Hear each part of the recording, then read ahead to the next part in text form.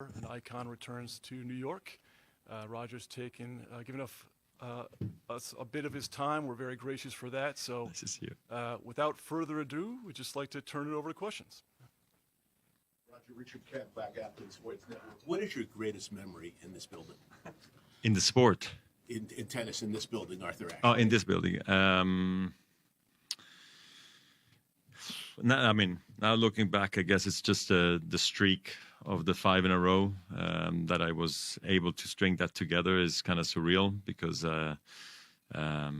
always knew how hard it is to win here. Last major of the season, everybody is gunning for it. Everybody can play on hard courts, and with the humidity, the wind, I guess also the changes over the years here, it's just been it's been a tough one, So I think looking back, that's incredible. My favorite one probably is the match overall with Agassi here. I don't know, it just felt like it was going to be a special occasion for him, and I was defending champion, and that just kind of made it super cool. And I think the year before we played in 5 sets and some crazy wins over 2 days against each other already. And I loved the rivalry I had with Andre at the time. So playing him here in New York was extra special. Yeah. Hi, Roger. Great to see you here. Thank you.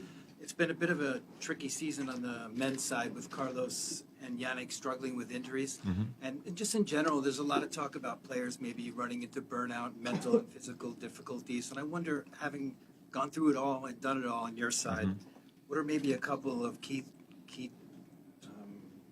things that you did to have longevity in this sport? How are you able to deal with it all? And what advice would you give to these young guys who are in the middle of this battle now? I mean, look, every injury is different, right? So some are unfortunate, some are because maybe you just, pushed a little too far and then you got hit with something, or it's an accumulation of a lot of things. I don't know. So I don't know the seriousness and how it all came about. But obviously the most unfortunate time to get hit with an injury is right before the French, and then you kind of miss French Wimby because that comes back to back, and then obviously it's a struggle for the Open, and we've seen that with Carlos. So obviously I always try to keep a good schedule in terms of enough breaks. But that's easier said than done, I took a lot of chances as well where I piled on maybe a couple more tournaments than I should have, but kind of made it through the tournaments, So I think important is also to prioritize what's important to you. And that could be, American swing here or Australia for the Aussies. And so everybody has different times of the year when you want to peak, because you can't peak clearly 20 times a year. But and I think fans shouldn't forget that as well. It's hard to peak every single match. But I think now that we see the 2 weeks in the Masters 1000s, that's an interesting new dynamic, which I think the players are probably mentally and physically adjusting to with their fitness coaches and coaches in general. But, I'm proud of the fact that I was able to play from January to November throughout. I never really missed indoor season or, Australia or any of the American swings. I kind of showed up everywhere. But obviously we were always very careful of what's next, and I never really wanted to make it all about the slams as well. I remember Pistol talked a lot about how it was slams only for him towards the end of the career, and I didn't like the fact that was going to be my case. I liked too many other tournaments, and I love the ATP Tour. So from that standpoint, I really tried to keep everything a priority, but obviously the body as number one. To be honest. And also the well-being mentally, because if you keep on playing all the time, you also get a bit worn out, obviously. Yeah, Haley? Haley Fuller, usopen.org. Congratulations on your imminent induction. Thank you. But what does it mean to you to be back here at the U.S. Open and play in front of the New York fans again in a slightly different atmosphere than it was for you? It's nerve-wracking, to be honest. I haven't played a single set in, I don't know, is it Hurkacz, Wimbledon maybe? So it's been 5 years. Don't know how it's going to go tomorrow. So there's a lot of uncertainty, but a lot of happiness that I can return to Arthur Ashe, a place where I've had so many beautiful moments. And I don't know, I just get a sort of a chance to be with Roddick and McEnroe and, who else is it? Roddick, McEnroe, and Andre, of course. Geez, blackout. But so it's just nice to connect, with the tennis community again. That's why I try to go to 4 or 5 events throughout the season. But this one's obviously special with, the Icon returns here in New York, and then going to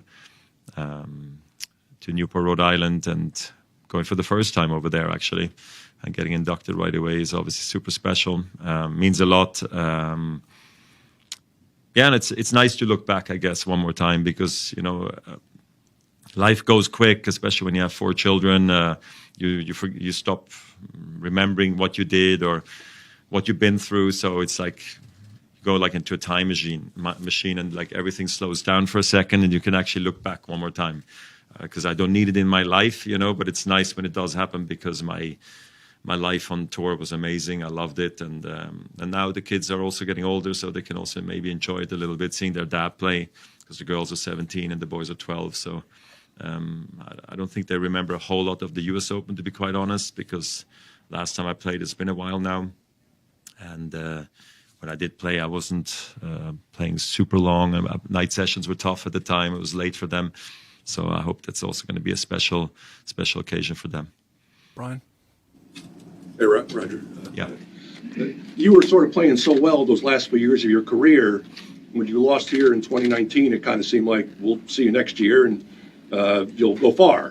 Did you sort of miss out that you never had this is the last time, like maybe Serena or Agassi had? And just the fact you've been gone this long, Yeah. I would have thought with all your business stuff, you would have had like so many requests to be here. What's the reason now, I guess? Yeah, look, I didn't want to push for it as well, and look, things just happened the way they did, because I could feel, obviously, throughout after Wimbledon that summer, I could feel on vacation, this is it. The knee can't do it anymore. It's tired. The mind can't be patient even more and wait for another couple of years and see what happens. So then ending it at the Labour Cup in London was the right thing to do. And then I didn't want to go right away to each tournament and do a farewell. So I kind of let it come naturally to me. I was here a couple of years ago, briefly. I went to Center Court, watched I think Grigor was playing, Zabalenka was playing those nights. But, it wasn't my night. They gave me an ovation because they saw me on the big screen. But I just feel like tomorrow, and I guess today as well, and then Monday next week, it really gives me a true opportunity to say thank you and goodbye, which is, I think, important for some. For me, it is. And it's a nice thing to do, for sure. But I don't know why it hasn't happened earlier. It's just life with family and life on the road. And I didn't want to look for it right away. I let it come naturally. Thank you. Hi, Roger. Hey. Aside from this exhibition tomorrow, if you had the opportunity to come back and play one more main draw here at the U.S. Open in 2026, who would you most like to play and why?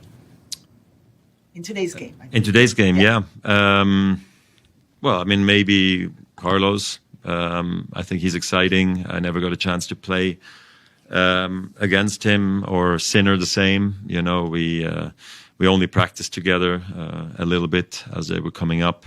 So I missed that generation, unfortunately, a little bit. And there's a bunch of those guys I just missed just because of my knee issues.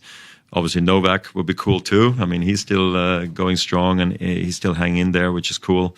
So I'm thinking mostly about obviously those guys. Yeah, and it's nice to see Carlos back. I'm happy he made it in time. So we'll see how he's going to feel. But I don't have to worry about how I would play him, because I'm not there in the draws. But I wish him the best. Willie? Roger, if at the time you were playing there had been the mixed doubles with the format that there is today, how do you think you would have done? Yeah, I don't know if I would have played. Maybe I would have. I don't know. It's a good question. I think it's an interesting, how do you call it? Try or an interesting, I don't know if it's a trial or if it's a given that it's going to be like this forever. But look, it's a different concept for the fans and for the tournament. And now that I'm here in New York, after hearing about it last year and just kind of on the periphery watching it, I'm going to be much closer checking it out, but I think I would have done okay. I don't know who I would have played with, to be honest. I would have had maybe chances with Hingis or Belinda, obviously, or I don't know who else I would have played with. But, it's a cool concept. I like when top singles guys put themselves out there and play doubles. That was also the idea of the Laver Cup, to get guys together to match up that normally don't, and also see the top guys struggle, to be honest. It's not simple, those doubles or mixed doubles, especially when you're not used to it. So it's kind of a cool concept. I like it. If there's time for a follow-up, you didn't mention Serena. What would it have been like to play with Serena in the mixed doubles here, do you think? It would have been very cool, but I think she would have been booked up with Roddick or someone, I don't think I would have, they're too close, so maybe, I would have been totally okay and open for that. But yeah, that's why I didn't mention her, because I felt like she had enough Americans to deal with, before getting to me. Thank you. Roger Seefogelman, Tennis Atlantic. In that regard, Serena is doing it, Venus is doing it. You are younger than Venus. Do you ever wake up and say, maybe I should consider a wild card just for a limited basis? No. No, not at all. Thanks for asking. I wasn't sure if the question was going to get asked, but I'm happy you did, so I can clarify in case anybody thought. No, not at all. And I think you anyway have to enter the doping pool. Like, God, there's way too many obstacles, and I'm too busy. I'm barely finding time to play any exos, so imagine a tour and the body is done. It's but I'm very happy how I'm feeling, so all good, and just a fan now, just enjoying watching. Yeah.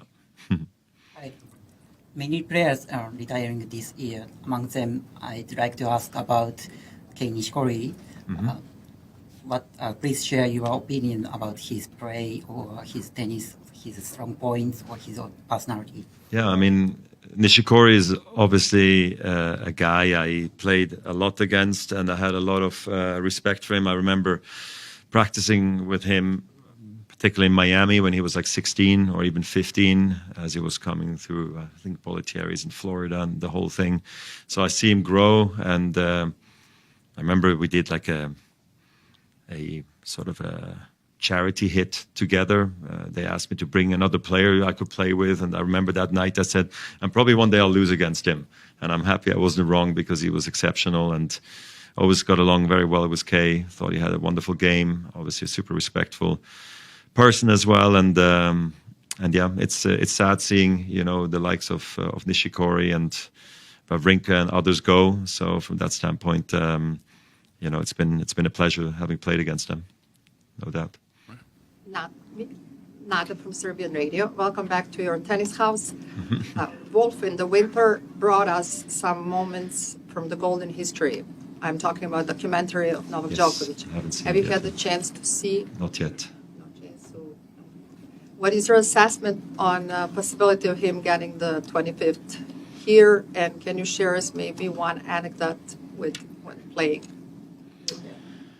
I feel like whenever Novak enters any tournament for that matter, or a major, he'll be in it with a shot. Anyway, that's my opinion. I have very high regards of Novak. I've seen what he can do, not just once, not just here, not just there. He's done it in every place, and at the highest of levels. So I always think that as long as he's in the draw, there is a chance. And I think that's also one of the reasons he's still playing, because he actually truly must believe that he can still do it. And that's my opinion too.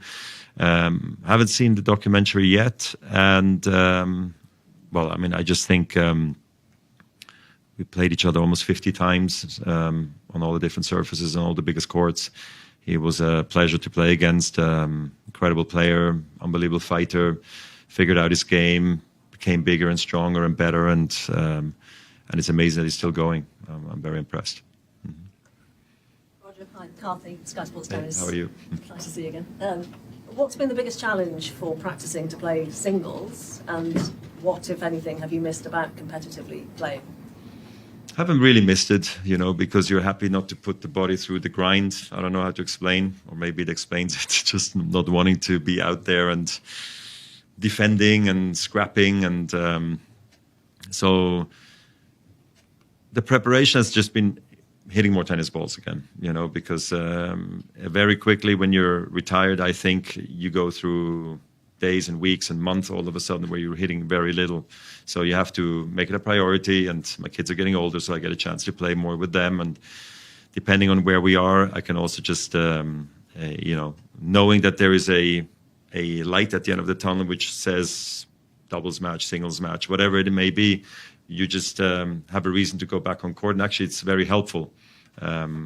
I've been in the gym a lot. I love working out with my wife and with my friends whenever we hang out. So I've been doing a lot of that, but it's not like playing tennis, and when you haven't played, you get unbelievable amount of muscle pain. So I feel like my body's ready for tomorrow. But again, we're not playing best of 5.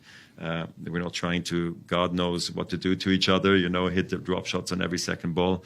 So I think we're going to be respectful to the fact that we're not active players anymore. But I hope it's going to be a lot of fun for us, and same for the fans to just see us back out playing. And I think Andy, from what I heard, is as nervy as me, because we just haven't been out there for that long, which could be maybe more funny overall. We've got time for 3 more questions. Right? John Deers with Agence France Presse. I'm wondering, as you've reflected back on your career, looking at the induction on Saturday, have you thought about anything differently in terms of realizing certain moments were particularly impactful or influential that you hadn't realized before? Yeah, I think when you retire, I think I said it before, that there was a lot of talk also about maybe my personality and what I brought to the game overall when I was on-court, which I was a little surprised. I thought it was about, in the moment, still forehand and backhands and saving break points and victories and all that stuff. But actually it becomes a little bit, not irrelevant eventually, but it's about what were you remembered for? How did you behave, in the locker rooms or in the corridors, or maybe with the media or with the term directors, the ball kids? I don't know. For me, if I look back, that's kind of what I'm very happy about, that I went through 25 years on tour and actually felt like I've met a lot of friends, and a lot of people miss me. Same with fans. They come up to me and tell me, oh, what a shame you're not playing anymore. And then I get a flashback saying, like, it was an amazing time. And I say it every time. I loved it. And it's a shame I can't be on the tour anymore, but it was a great, great time. And I miss it dearly, And then that I actually had the opportunity to play, let's say, night sessions here in a US Open final. Even one would have been plenty, because when you enter into a finals of this kind of magnitude tournament, it teaches you so much. It shows you how far you've come, and forever you can think of that moment, So thankfully I have many of those, not that I needed it, but it's just incredible that when I look back at the US Open, as an example, it makes me so proud to have seen like everything I experienced here, and I think with the induction, it gives me a chance to look back on, and also being able to start a foundation that I used to have, still have, I guess, to a degree, the power of the microphone, being able to speak about subjects that I like to speak, or if I want to show up, I can. If I don't have to, I'm in a very comfortable place today, but I'm still happy to be, out there and being in the tennis world from time to time, and because it is the glue to everything that surrounds me still today. And I had the best time, had a lot of friends on tour, from players to people who were organizers, etc. So I hope that a lot of the players who retire also feel the same way about the game, because I care dearly. How you doing, Roger? Thank you for the time. Adesina Koike, a lot of sports talk, USOpen.org. The most recent ATP Masters 1000 final feature two black players. With Arthur and Francis Tiafoe. You've done a lot of work, humanitarian work, and worked with people and helped spread the game of tennis to people who are of underrepresented groups in the sport of tennis. Where do you see the game going, or how do you view the game in terms of not just its diversity, but the importance of specifically Francis and Ben Shelton and Arthur and black male tennis players in growing the sport, and obviously the Williams sisters and others have done, yeoman work. Very important. I mean, I think it's nice to see, and it's a I guess can you call it a beacon of hope? I don't know, like for a lot of people, same when, let's say, I know it's very European and, let's say, American heavy, the tennis tour, but I would love to see Africa and Asia and South America become even stronger, because we have a very global tour, which has its advantages and disadvantages, of course, because again, back to the schedule, the players can't be everywhere, but they can try, and they can try their best. And tennis, I think, is really, truly doing a good job of trying to be as global as possible. So having a moment like this in a big-time tournament, not just in a second round, but actually in the finals, I think is a good sign. Gives an amazing signal, and I hope it's going to happen more frequently, that we see that also at other big events happening in the future. And last question in the back. Roger, if no player with the one-handed backhand makes the semifinals at this year's U.S. Open, what is that? It is said to be the first time in tennis history that it hasn't happened for an entire calendar year. What's your breakdown? As in majors. Just slams, yeah. Yeah, no semifinalists. No semifinalists. Okay. So if you think back, like last year, Musetti at RG, for example, Yeah. and it's just been this long lineage of at least somebody gets there. Yeah. So if that streak ends, I mean, what's your overall breakdown for why that shot has become so difficult in the modern game, where we're seeing it so little? Yeah, good, tough question. I don't know. That's why I'm maybe practicing with Musetti this afternoon in an hour, making sure he's ready. Or give him some wisdom. I don't know. Obviously, we'll see his draw and everything. But no, of course, I love seeing one-handers do well. Look, I think I was doing an interview this morning, actually, and it reminded me that my coaches when I was growing up were, I would say, 90% one-handers. So I think when your coach is a one-handed tennis player, you will be most likely a one-handed tennis player too. I don't know. That's just a little bit of a feel I'm getting. Nowadays, probably the coaches are mostly double-handed players, right? And it's just easier to teach a kid to have two hands on the backhand side, just because I have one of my kids, he's switching from a double-hander to a one-hander, and I just see how hard it is for him to hit it and to control it. And sure, eventually you get control, but it just takes time, right? And nowadays we don't have time. Everything has to happen immediately.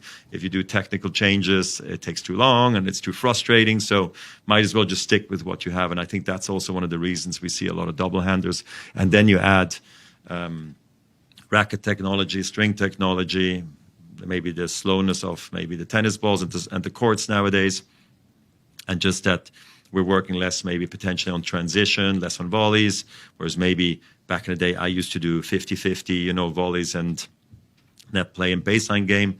And before my time, it probably was like 80% net play and 20%, baseline drills. And now it's like 90-10, right? Just baseline. And that's why I think the double-hander just allows you, especially with the open stance sliding, like what we've seen Rafa do and Novak do, that it's amazing how you are able to defend out of that side, because before we had the feeling that you were short on the backhand side if you had two hands.